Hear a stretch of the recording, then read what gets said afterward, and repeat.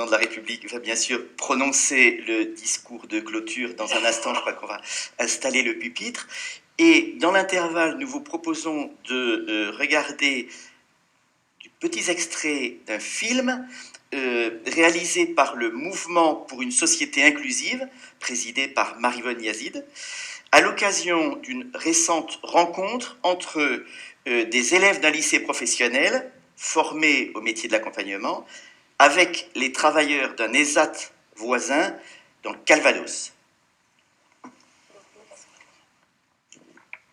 Au départ, un peu de hasard. D'un côté, il y a des lycéens qu'on veut intéresser à l'ouverture prochaine du mémorial de Falaise. Le sujet des personnes vulnérables pendant l'occupation relève autant de leur cours d'histoire que de leur champ professionnel. Et puis on entend parler du mouvement pour une société inclusive. De l'autre côté, il y a l'essor, avec des travailleurs qui veulent agir pour cette société et qui s'intéressent à cette histoire des années noires, qui est aussi la leur. Alors les uns sont allés vers les autres pour se connaître, pour travailler ensemble. Visite du lycée par les uns, et travail au sein de chacun des ateliers de l'ESAT pour les autres. L'histoire des travailleurs va émouvoir les élèves. Ils vont découvrir ensemble une histoire bien plus terrible.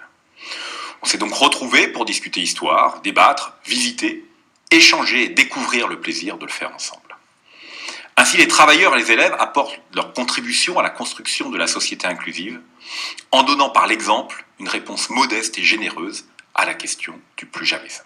On a eu peur au début, justement la même chose que nous, quoi. Comment on allait réagir, si on allait leur parler, si on n'allait pas se moquer. Quand on est parti manger avec mes collègues, ouais. donc il y a eu une réaction un peu globale de toutes les lycéennes. Alors qu'est-ce que tu peux nous en parler? En fait, on est arrivé au lycée avec les travailleurs, on venait du mémorial et là, t'as tout le monde qui me regardait bizarre, on entendait des moqueries, on nous pointait du doigt. Ils savent pas en fait ce qu'il y a derrière. J'avais honte parce que je me dis c'est des personnes, c'est des lycéens comme nous et j'avais honte que les travailleurs voyaient ça, quoi. Les gens ils n'osent pas venir nous parler.